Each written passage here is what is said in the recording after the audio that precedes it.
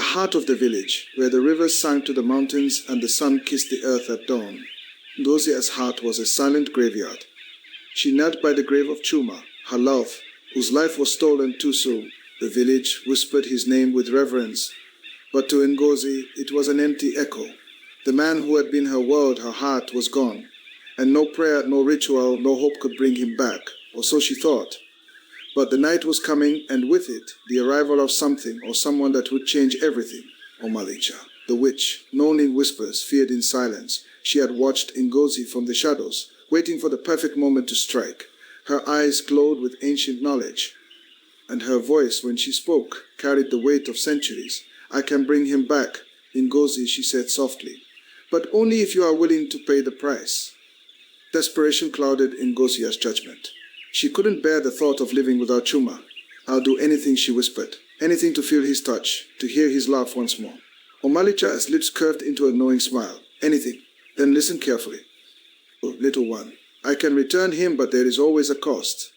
A cost you may not be prepared to pay. Without fully understanding what she was agreeing to, Ngozi placed her hand in the witch's, sealing the pact. A mark glowing like a brand appeared on her palm, a symbol of her bond with forces far older than she could comprehend. Omalicha's eyes gleamed. He will return, my dear. But remember, this life is a delicate balance. When you take, something must be given in return. Days passed, and just as the witch had promised, Chuma returned. Alive, or so it seemed. But as Ngozi saw him standing in her doorway, a cold shiver ran down her spine. This was not the Chuma she had known. His smile was the same, but his eyes, empty, his warmth, gone. The man she had once loved was back, but was it truly him? Though Chuma walked and talked. Something about him was wrong. His touch was cold. His eyes had no warmth. He never laughed. He never smiled the way he used to. Every moment with him felt like an illusion, like a dream she couldn't wake up from. Was he still her Chuma, or had something darker taken his place?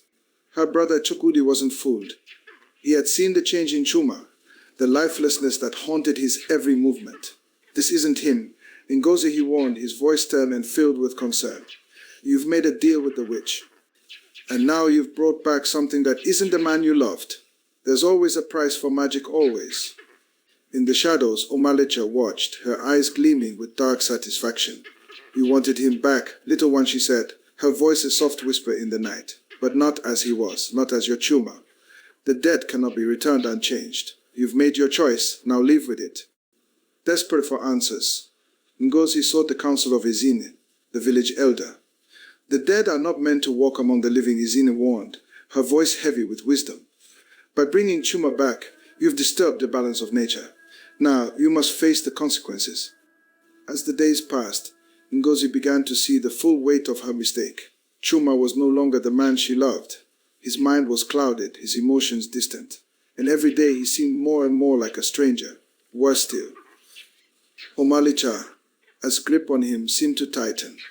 What had she truly brought back from the grave? One evening, as the shadows grew long and the moon cast a pale light over the village, Ngozi's worst fears came to light. Chuma was no longer the man she knew.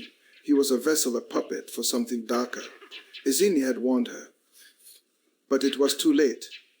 When Chuma finally spoke in a voice not his own, something inside her shattered. You should never have brought me back, Ngozi whispered, his eyes now fully vacant, the magic of the witch's spell consuming him. You have no idea what you've done. The truth once revealed was worse than any nightmare. Omalicha's magic was never meant to return a soul whole. Chuma was merely a shadow of himself.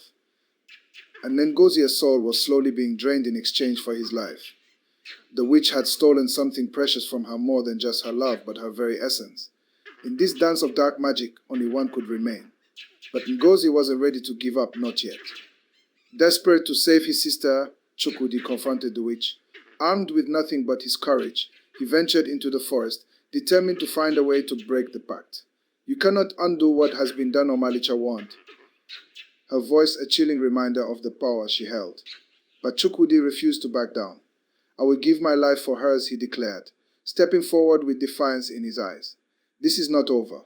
In her desperation, Ngozi turned back to Omalicha, pleading for a way out. You took everything from me, she cried, her voice filled with desperation. I can't lose him, I can't lose myself, but the witch, with her cold, calculating smile, offered one final deal.